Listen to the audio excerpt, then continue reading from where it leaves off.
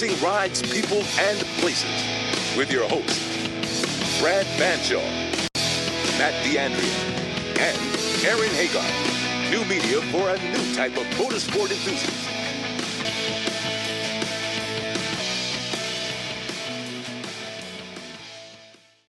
Hey, welcome to Shift and Steer, everybody. We got a great show with lots of happenings. We got plane crashes, heists.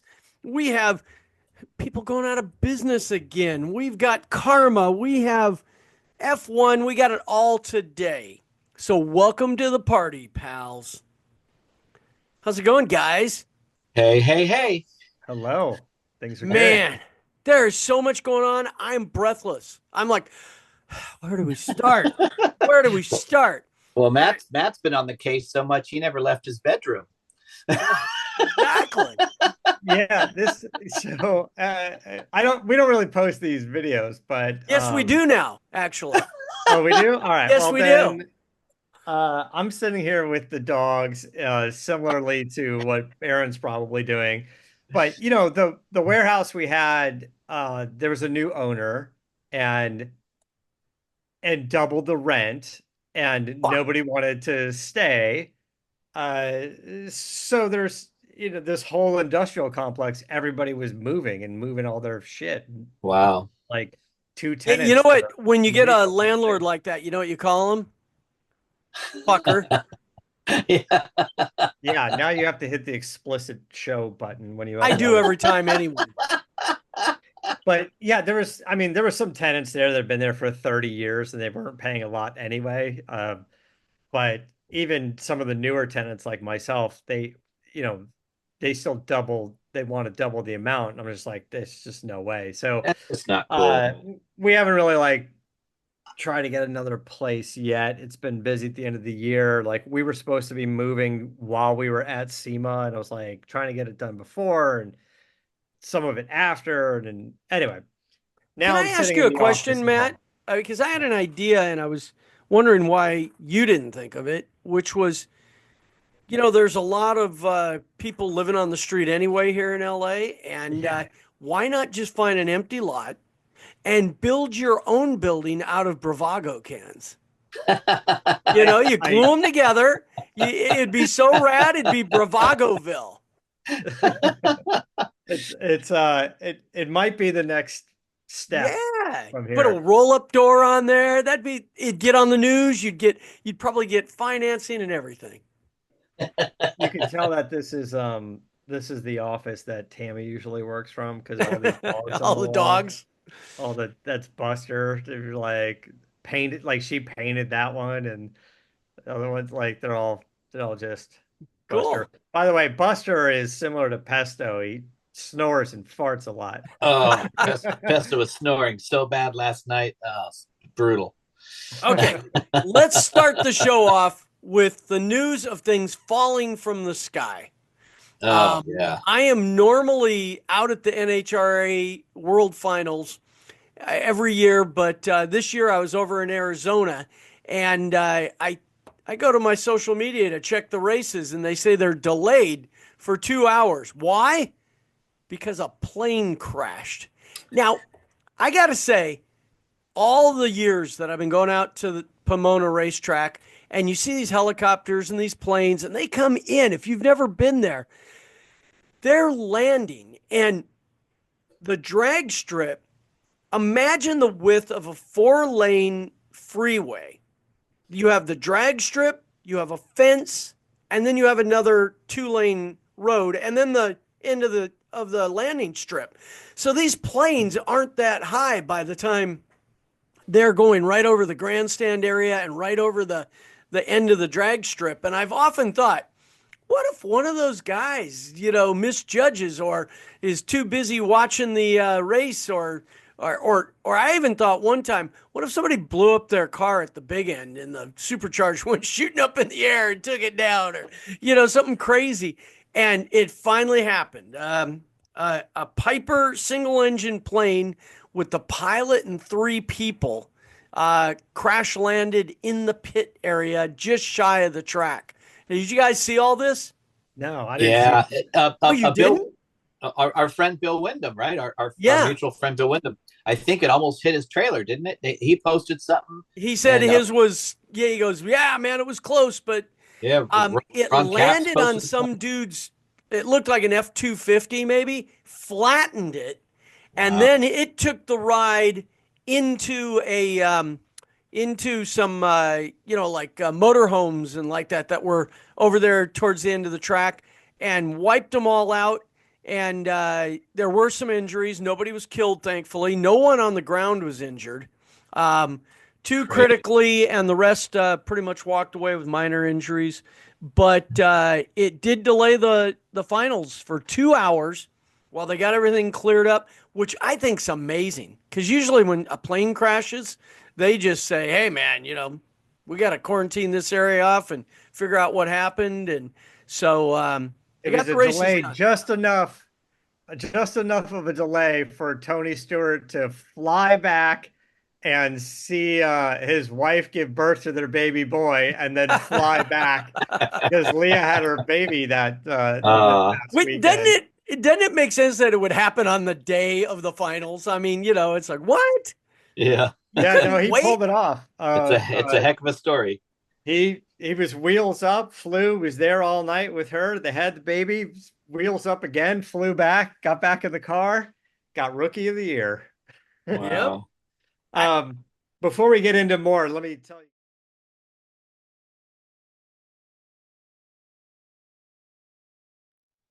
Okay, since we just talked about Bet Online, Yeah. it's not automotive, but did you watch the fight? Did you watch Jake Paul and Tyson? I, Sure, of course. I did. Apparently, like 60 million people did, and yeah, I just got into this with Goldberg for way longer than we probably should have. We spent about a half hour on it. So if you want his take on it, you should listen to CarCast. But yeah, it was a fairly underwhelming fight. The undercard was fantastic. The Oh fights man, that those Yeah. girls, were they great. They were wailed brutal. on each other. Yeah. Yeah. Yeah. We watched it with Dad because we were down in Southern California for a benefit. And so we watched it with Dad, it's always fun to watch fights and stuff with Dad because he's so into it. He's so intense, and then right afterwards he's on the phone. Did you he has another fight on the phone afterwards. But yeah, it was interesting. I mean, yeah, but he said the same thing. The girls, he said that was the best fight. He goes, that fight was amazing. He said that was one of the best fights I've ever seen. He said, I missed it. Well, the Tyson fight, it was kind of funny because if you saw, I don't know if you guys looked into it, but if you read the rules, they had to go 4 rounds to get paid. So if there was a knockout or something immediately, they didn't get their full payouts. And That's weird. I didn't read that, but yeah, that it seems said weird. 4 rounds. They must go 4 rounds. And Wow. what's amazing is there was one GIF that was going around where, like, in the second round, the one that the first two that Tyson won, there's one where he just connected on Jake Paul's chin, really, really good, and then he almost like backs up, like he went, "Oh crap! If I knock his ass out, I'm not getting paid," and so I mean they get paid, just not the huge money, and it makes me wonder if it would have been no holds barred, could Tyson have gotten that one punch in one of the first 2 rounds while he still had legs? I don't know. It's like the I guy, don't know. the guy. I mean, hey man, for his age, he looks damn good. I mean, he's got his problems, but so do all of us. Yeah. He's the biter. Yeah, the No, it's biter. funny. The biter. He kept biting his glove, and then He admitted to it. I know. at the end I don't they know if it was a interviewed joke him or not, but he when admitted they to it. when they said you kept biting your glove. He's like, I have a biting fetish. Don't we all know that by now? Like, was it a joke or was he like he does have a biting fetish? Yeah, Yeah, he does. They said he's always done that. He's bit his glove. It's like, yeah. I don't want to say it was staged, but I think you got two guys that wanted to get paid and try to put on a show. I don't think that Tyson really needed to be there. And I think Logan Paul or Jake Paul, I don't even know which one it was. One of the Paul. Jake. Um, I think he did a decent job of showing Tyson some respect. I don't think he wanted to make this an embarrassing thing. Underperforming was probably better than somebody getting hurt or doing something stupid in the ring. But I agree with you, Brad. I think if this was not just fueled by a big payday, I think Tyson could have beaten him badly. I think if you follow anything on social media around the fight, there are clips of old fights Tyson did compared to this new one, and they're showing the exact same scenario. So like 3 other times in his fights when someone missed a hook, he countered and like knocked someone, and he didn't do any of that. He was just so reserved the whole time. So either he was just like, fuck it, I'm just going to get paid and no one's going to get hurt and that's it, or not. You know, like he kind of needed to decide. But well, did you watch any of the footage of him practicing and building up to the fight? Beast.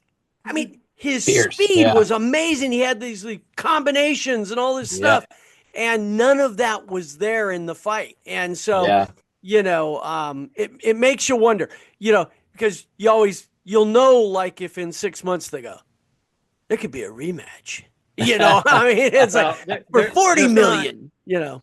There's not going to be a rematch. The idea was to keep pushing forward Paul's right. Like, I don't want to say career, but whatever he's trying to do in this world, right? His like influencerness. I mean, because his fights have been, you know, I mean, he hasn't fought any real championship boxer. He's fought fighters from other types of areas and stuff. They've been, you know. And he's calling out Conor McGregor now, and I'm like, okay, but he's not a boxer. Like none of his guys have been boxers. Yeah. Well, but that's also why it works. And like Brad said, his expansive category, that's why it works. You know, I mean, he might fight a hairdresser at some point in the future. I'm going to say it right here on the air. I'm calling out Jake Paul. I mean, if you want to go in the ring, I will take 20 million and I will take you down, man. I will take you down. Yeah. So what was the payday? I've read a couple things. Was it 40 million? 40 million for Jake Paul and 20 million for Tyson. That's the rumor. It's unconfirmed. Right. But as we know, there's more money because of, you know, all the money coming in. Think of the merchandise. Think of the, you know, all the other stuff. I mean, it was actually because it's on Netflix. Netflix may be doing it like they do their films, where they're like, you get a flat fee and then that's it. They get everything else because they got to make it all back. You pay The Rock to do the movie like Red One. You give him $25-30 million and no other residual ever. Right. Like you're done. Like you just and The Rock gets 25 or 30 million bucks and he doesn't even have to get a black eye, man. No, he doesn't. He gets catering. I think they actually talked about that is that they get a flat fee. So Netflix is like out of pocket immediately. Like, okay, this is our investment. Let's make our money back somewhere. And we didn't have any streaming issues. It was. I was just going to ask if you guys had any streaming issues. I didn't have streaming issues, but there was some kind of like email that was out from their CTO. I forgot the woman's name, and she sent like an employee email that said, you know, don't be fooled. Like, yes, we had technical issues here, things we need to seriously address and overcome. But also, this was the wildly successful, one of the biggest streaming things ever to happen in history. So we know what we need to look forward to, because something like over 60 million people streamed in real time. It was huge. And their systems weren't quite built for that type of volume, I believe, which was the issue. I don't know what systems are like your local cable, like your Spectrum cable, whatever, your Time Warner or whatever, Frontier or whatever. Like, I don't know. And it also comes down to how many about- people in your area are also streaming the same thing at the same. Well, it's like and trying to that use your is cell why. phone at SEMA. Well, that's why I feel that I didn't have any problems watching it because I was over in Arizona at my mom's old house in the retirement community. All those people were in bed already, so mine just kept streaming, no problem, man. I was like, I was watching 8K. Yeah, I saw Gas Monkey Garage get a little prop with the truck that Paul rolled up in. Oh, really? I The didn't see. the chopped pickup truck. the dually with the flames, which was Yeah. controversial. I want to say the announcer was like, "Here he is rolling in the truck built by Gas Monkey Garage," and then I want to say John Clay Wolf, the radio guy that has like GimmeTheVin.com, he interviewed on the radio. He had Richard Rawlings on, and Rawlings was like, "Well, I don't own it. Somebody else owns it." And somebody asked me about it, and I heard it could be involved somehow. But then when he watched it on TV, he was surprised. And then when they got called out, uh, he was going nuts because, like you said, 60 million people watched it. And he's just getting mentions on the air for free. And he didn't even little build the things. truck. It was built somewhere else. He bought it, then he sold it to another guy. It actually, I believe it was sold to the same guy that bought the Black Rose at Barrett Jackson. Oh, really? Yeah. And Well, that I- guy I- is the one who gave it to him. I wish this truck is the one that burnt, and then your truck is the one that Exactly. didn't. And mine was still around. Yeah. I wish so too. Yeah, because this truck was kind of a piece of junk. But yeah, listen, I mean, that's how Richard Rawlings rolls. Pardon the pun, is he finds his way into free promotion all the time. Hey, it's good for him. Like, that's I how know you we do would. it. Hey, we wouldn't. I would love it if they had rolled in. They go and they're rolling in the Bond Speed. Whatever. It'd be awesome. Yeah.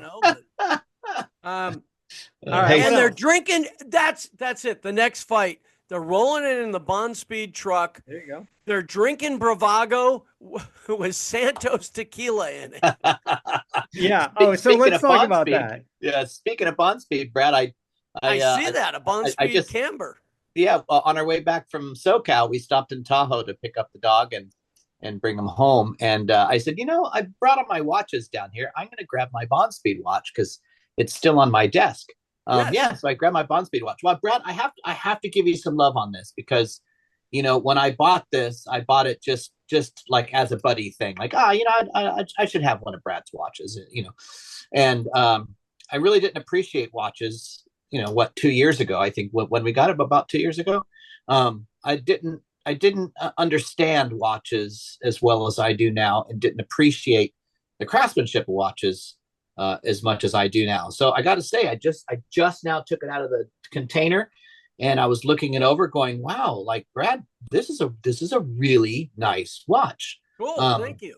Yeah, just the way the mechanics, the way it opens, all the details of it. I have to say, you did a good thing. I recognize it had the Japan movement, so it has a really nice alternative movement from the Swiss watches, which actually far exceeded the Swiss watches at one time. Pre-Swatch far era. Better than a Chinese movement as well. Exactly, yeah. So I can tell you, I appreciate this a little more, and I wanted to ask you if you still had some available for our audience too, because it's a pretty cool watch. I think it stands up to time. It's very contemporary still and unique. Yeah, it's cool. That particular model, we do have we have one that's a third smaller in size.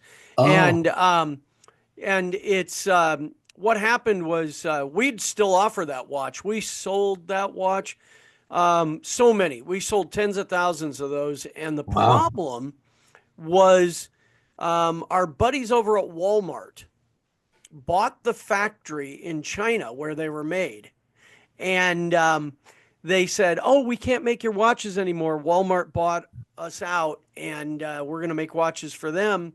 And they said, "But we'll give you all your tooling back." Well, the problem with that is that no one will ever use your tooling. They want to make their own tooling. And so we would have had to retool the entire watch.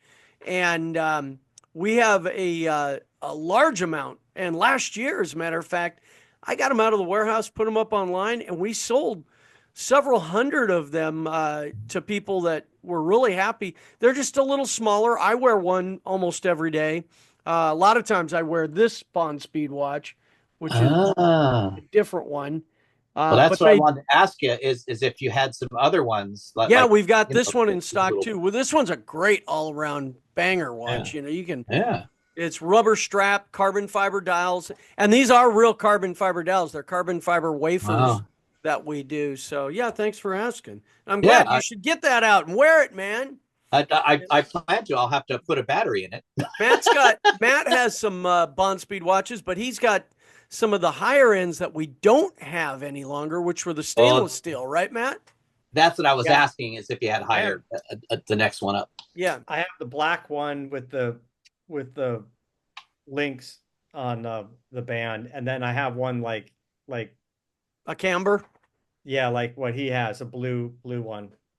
It's and then of course, if anybody wants a very high-end mechanical watch, like a $3,000 watch, we still have in very, very limited. I'm talking like 20 watches left of our original collection of 1,500 worldwide of the Bonneville the Bonneville 1248s, and you know, we still have some of those, which are mechanical, which made at our factory over there. Maybe send me some information on some of your other watches you still have, Brad, because I'm interested. I'm curious. Okay. I'm curious, if not interested. There you go. Yep. No, cool. They're cool. So we were talking. We were going to go into something else, Matt. I lost my train of thought because I got all excited about watches. Tequila. I want to know about the heist. Oh, the great tequila heist.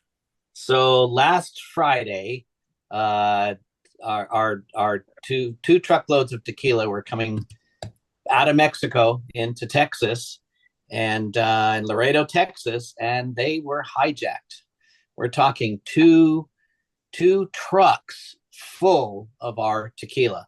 That's over 4,000 cases. That's 24 plus thousand bottles. And it was our extra añejo, it was a special edition. The first one we've done with the brand. It's about 39 months of aging and science, you know, it's and passion, and they are gone. I can't imagine what someone is doing with all those, because you can't just throw them back into the market. They've never been released before. They have special bottles and branding and everything. But what makes this whole thing really curious, by the way, it's about $1 million in tequala. And we know their names, right? No, I mean, isn't it the Santos Banditos? Yeah, right. But what's really scary about this is that it's a big mystery, because it's not like two armed gunmen just held up the drivers and took the tequila. To my knowledge, branded trucks or something, paperwork, you know, the whole deal, received the tequila and drove off with it. So it's still being investigated. I'm sure there's stuff that is known that I don't know, because I'm not supposed to know, because I'll talk about it. Where did this happen? This happened in Laredo, Texas. Okay. And I believe this was just last Friday. It's still fresh. Dad and Guy are both raging about it, of course, because we can't replace this. We can't just go, oh, we'll just ship the rest of it. It's gone. I believe that was it. So I know the factory is working hard to try to, you know, have more añejo and tequila available. I think it was mixed, but mostly that tequila. And, you know, it hurts our market. This is a holiday market. This was a really special edition. This was something that you know, the company's been marketing and having ready to be available. And now it's not going to be available. I hope the publicity is a nice big plug for the company, because sometimes this kind of news can elevate a company and elevate its demand. So that might be a cool thing to see out of it. But it's really, really tragic, and you know, there's insurance involved, and that's a lot of money, guys. $2 million or $1 million. Sorry, $1 million in lost beverages. It's a big deal. It's a big claim.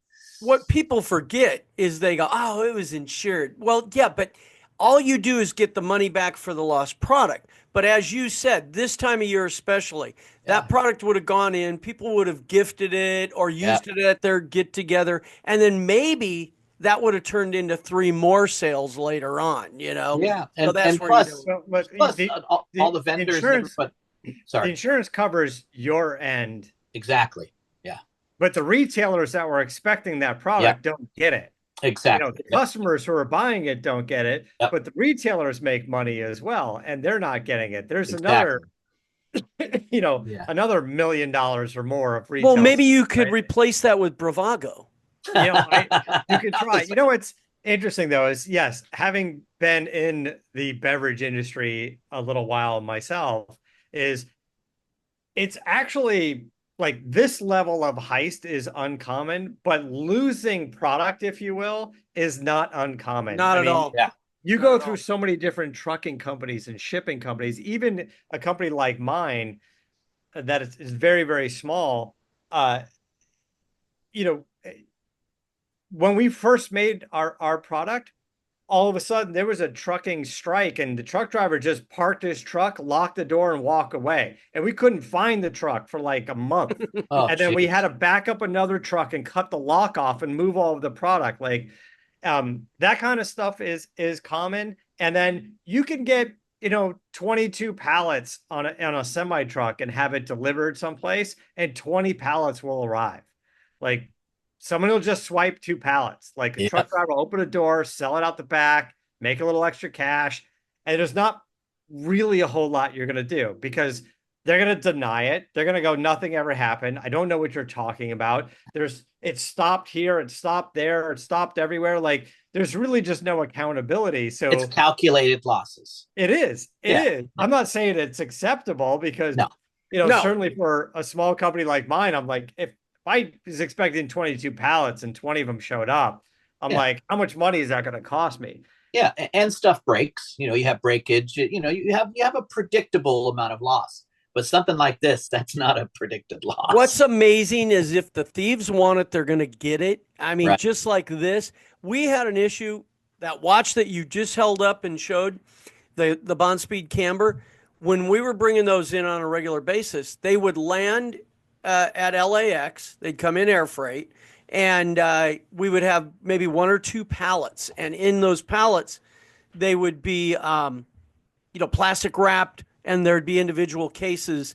And we had those coming in, and they go to a bonded warehouse. For those of you that don't know what a bonded warehouse is, this is a warehouse that carries a bond that ensures that everything that comes in goes through customs. There's customs people there. They're holding areas that are supposed to be safe and secure.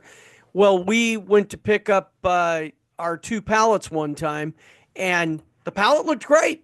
Everything was stacked how it was supposed to be, had the plastic wrap, the stretch wrap around it. But when we went to load it in our truck, which we broke down the pallets because we had like a van, the center was missing.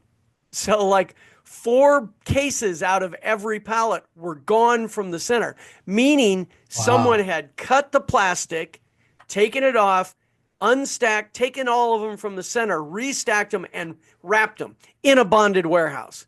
And as soon as you bring that up in there, they're all like, oh, we're closed for the day. They just don't even want to talk to you, And yeah, we got insurance, but like you said, we couldn't replace 8 cases of watches because you have to make so many at a time. And, it always hurts somewhere. It hurts somebody. Yeah. Crazy. Well, I'm and really you know curious. what? You always wonder where those went because they never showed up anywhere. Yeah. I thought immediately, well, I'm going to see those on eBay or I'm going to see them somewhere. Nope, never showed up. They get bootlegged in other countries. Like, yeah. It's like you'll never see it here. I mean, not to go too far off topic, but short story is when I started my tech company and I was building websites back, I built the very first Oakley.com website for Oakley. Okay. I built the very first one. And who's Oakley? And Isn't he the bass player for the Allman Brothers? when we were doing that, I want to say, whatever, the a couple of years as they were a client, there was a big thing in the news where they're like, "Oh, we cracked down on counterfeit and stolen Oakley products." And like it was a joint thing with like Oakley investigators and FBI, and it was like tens of millions of dollars of products seized. And a lot of them were just like ending up overseas, like real Oakley products that were stolen all ended up in countries that we don't get the news about. And then the counterfeit stuff does happen a lot out here. There's Oh huge, yeah. Yeah. Oh yeah. there was like a warehouse. There was like a 10,000 square foot warehouse making counterfeit Oakley sunglasses and selling them on the product. They busted the whole thing. Like it was like a 50 or I don't know, $100 million bust. It was massive. It was massive. I know. What a It's racket. amazing. It's Yeah. amazing. But It's anyway. crazy. The whole world of heists and crooks and all that. But so this will be a made for TV movie, or will it go right to Yeah, Netflix? right. The Great Starring- Tequila Heist. Starring Great. Brad Pitt and George Clooney. You mentioned F1 and a couple of other things. Let's take a quick break. Yeah, we got and to then- take a mid break. Yes.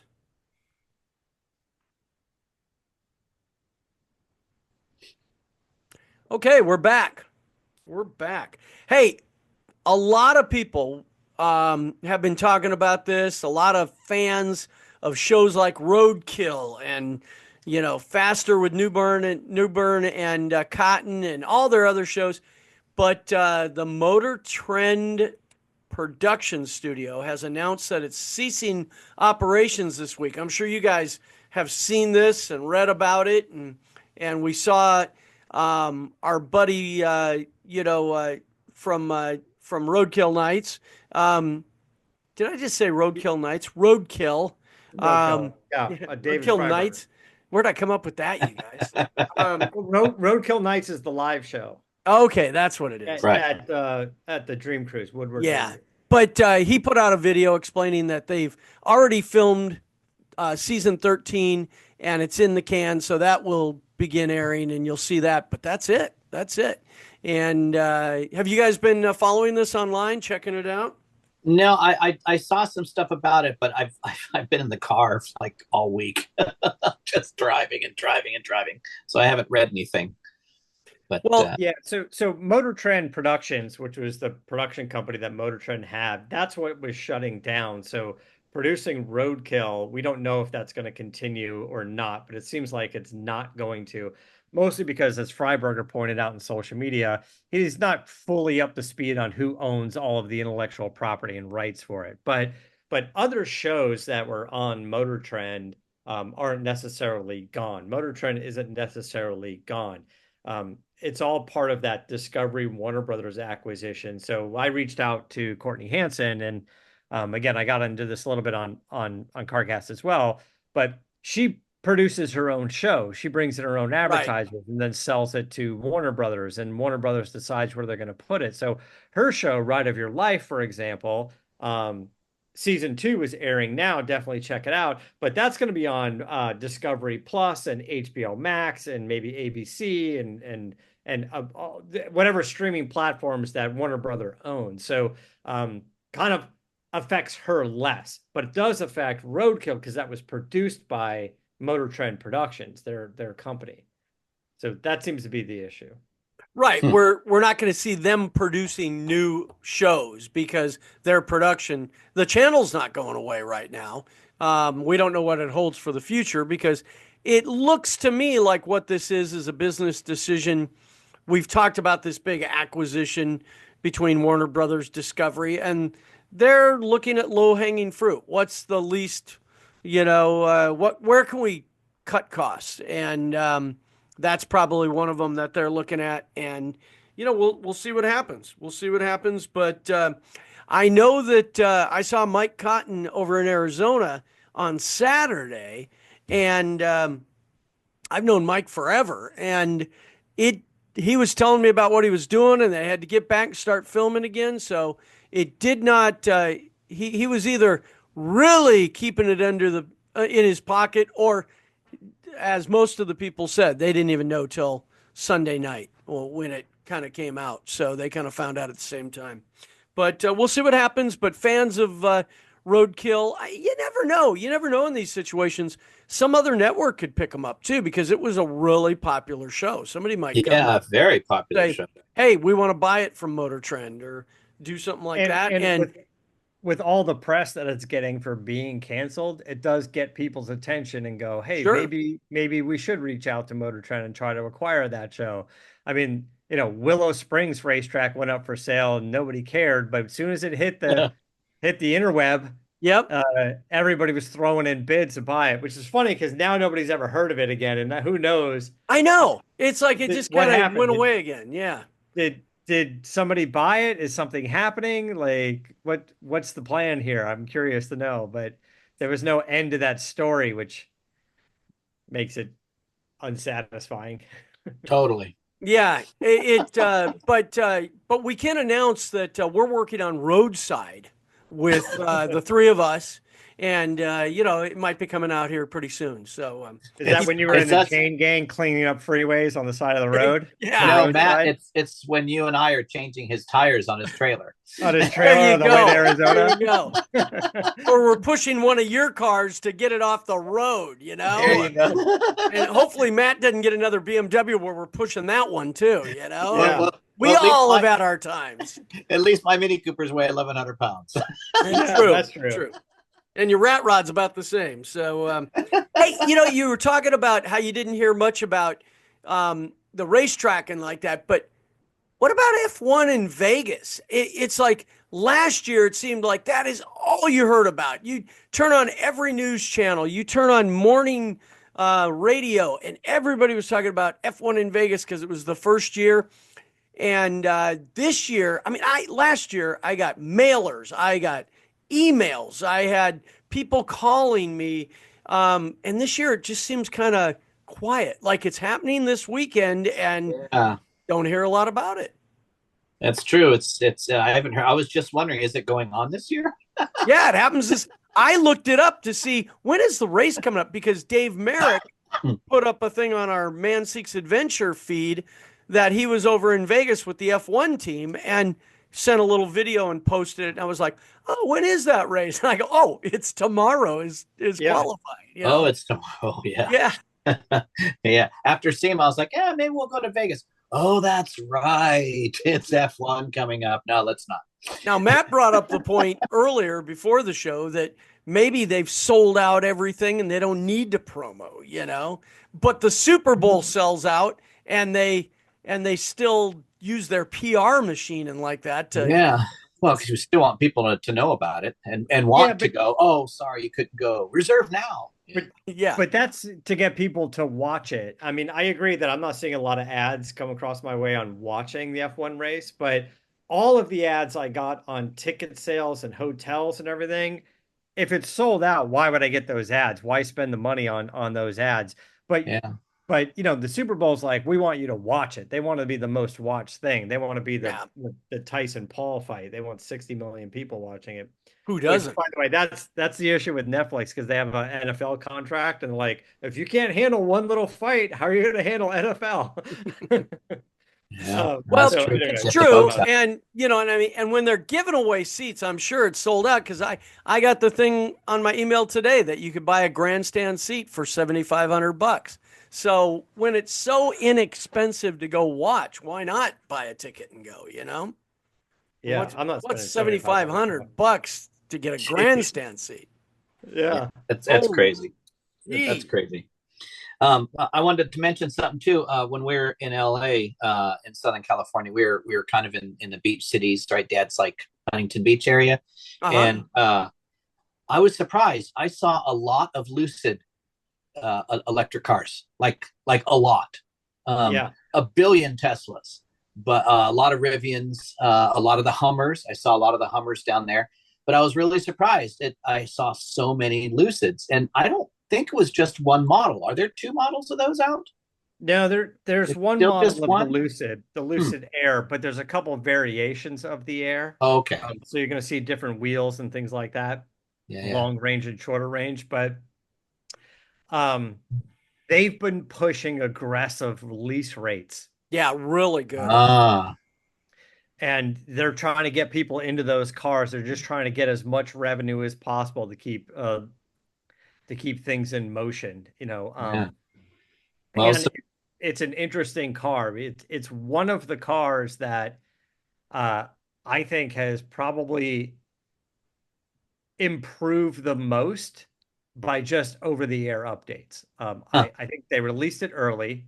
It had some big software issues like Fisker, but Lucid, I guess, had the money and the resources to overcome a lot of those. Now, there were some manufacturing issues as well, and those cars have to go back for warranty work.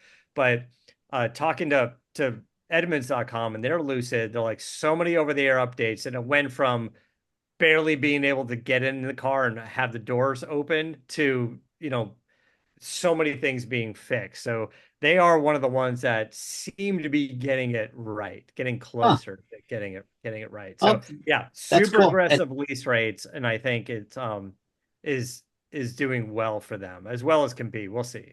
They got a long Well, way. I was just surprised because I'd only seen a couple on the road in the last year, and I probably saw, oh, I don't know, a couple dozen in 2 days of being down south. I was really kind of surprised. But I thought I saw too that they have like the most incredible range of any of those cars right now, right?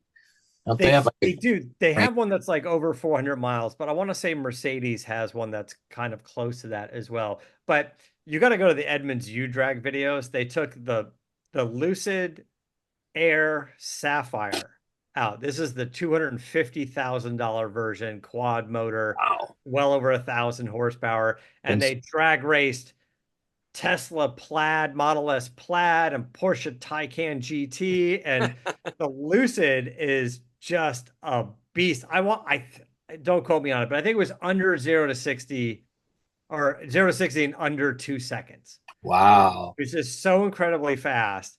Now, when you do those types of like drag racing things, the battery is so sensitive. Like once you're even down 10-15% of battery power, it starts to scale back. It has to be basically fully charged to get maximum potential. Tesla and stuff has similar type of setups in the vehicle, so they constantly have to charge for their drag racing or whatever. But interesting to see them because they're so fast and they're quiet. So all you just hear is a whooshing noise. A whoosh, And they're a going whooshing. into the seat. Well, I saw so many of them that I started to recognize the lights, like as far as you can see. And I go, there's another one just by the lights. And at night, it's just a clean bar all the way across. It's Right. RoboCop's Yeah. helmet. Totally. yes, Yeah, totally. yes. Totally Yeah. RoboCop's helmet. And as you said, Aaron, Teslas are just, I mean, they're just everywhere down here. I think when we're sitting in traffic, just from what I could see around me, I think I counted 14 Teslas just from what I could see. Like, Crazy. oh, there's another one. Just sitting in traffic, like going, there's another one, there's another one, you know. There's probably 5 in my seriously? parking garage downstairs. Yeah, they're just everywhere. I mean, all my neighbors have them, and now I see like the second generation, like the people that had them first. Now they're selling them off, and other people Yeah. are buying them, and Yeah, it's yeah. pretty amazing. I've Hey, actually seen a body kit on the new threes. I've seen a couple of these body kits now. It's like a whole different front end with like scoops, and it looks really good. Like really? it's not a bad looking car, but it's kind of vanilla, right?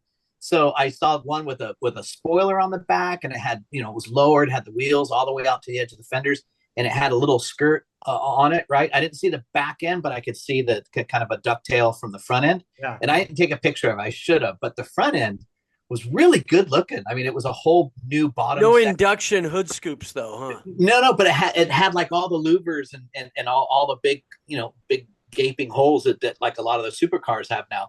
But it wasn't obnoxious. It was like, now that looks good. That's cool. Yeah. Hey, so I told you guys I was in Arizona, and before we wrap up the show, I want to tell you I was over there for Dino's Get Down, which is a phenomenal show. I got to tell you, if you are into General Motors trucks, it is a show to go to. Now, I've been hearing about this show for years, and being in the wheel business, people have been saying, man, you got to go over, you got to go over. I finally said, okay, I'm going to go over and check it out. What a cool show, because it is really like a party, because here's some of the things that make it unique. First of all, the big day's on Friday. Friday, it was from 7 in the morning till 7 at night. Then Saturday, it was noon to 3. And it was all GM trucks, as I said. But to park your truck and put it in the show, it costs you a total of nothing. So to participate, it's nothing. Now, if you want to come in and watch the show, it costs you a total of nothing. If you want to park in the parking lot, it costs you a total of nothing. So for an enthusiast, it gives you a great show to go to, lots of variety, but it also gives you the ability to, you don't have to say, wow, man, I really like to have some swag. I want a hat or a t-shirt, or I want to pick something out while I'm up there, or I want to get something to eat, but I spent $30 to get in. No, and they've got great swag. They had a really good variety of, all their hats and t-shirts and their vendors area. I told Matt, since the Street Rod Nationals in Louisville, Kentucky, I have not seen a vendors area as diverse and as large as the one that they had at Dino's. And other than that, it's really set up well. They have a green belt down the middle, which is, they call it their tailgating area. People can bring it's a fenced in area with a beer garden, and people had their 10 by 10 set up there on the grass all day. Then to the north of that, they had club areas. So truck clubs could all gather in one area and create their own little area. To the east, you had a huge food court. Then to the south was the vendor area. And then beyond the cruise lanes, they had another giant truck exhibition area. And it was the main area. And it was great. And add on top of it, fantastic weather. So if you want to make a trip to Arizona, it's in Glendale, Arizona. It's held at the Cardinals Stadium. And it was, I believe, I'm guessing here, I think I heard it was the 14th anniversary show. But did you bring your really Bond nice Speed truck? I did. You know what? I totally gelled. I went out to Brad. check it out, and I was like, I should have had a booth here. Yeah, I should have had a Bond Speed wheel booth here. Yeah. But so let me ask you this: were there a lot of mini trucks? Because I hear the mini truck scene is kind of coming back to life. The mini truck scene is coming back. We're selling a lot of wheels for those, and there were more full size trucks than mini trucks, but there were some there, and it was really cool. They had such a good variety. They had every kind of truck you can imagine: lifted trucks, slam trucks, a lot of just drivers, people having fun. Oh, that's cool. I remember every kind of truck, as long as it was a GM truck. That's right, as long as it was a GM truck. I remember my my uncle Bucky and my cousin Benny and our good friend Joe Tanner. Shout out to Joe Tanner. Joe always had like the most outrageous mini trucks.